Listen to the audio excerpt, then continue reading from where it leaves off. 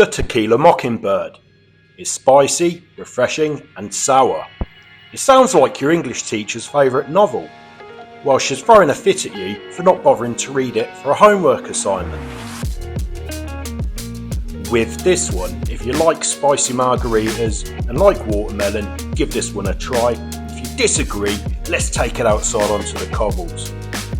The ingredient lineup: tequila, lime, watermelon, green chilli, ideally a jalapeno, and agave syrup.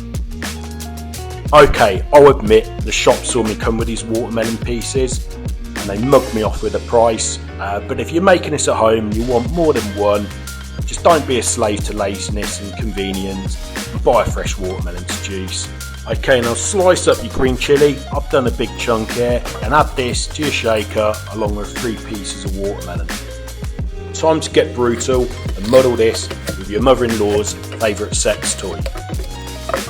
Really mash this up until it's sort of like a pasty consistency. Then to the shaker add 2 ounces, that's 60ml of tequila.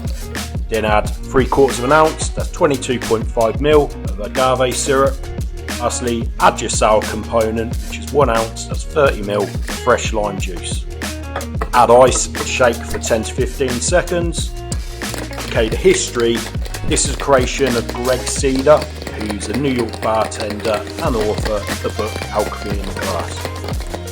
We'll strain this into a double rocks glass with a big ice cube.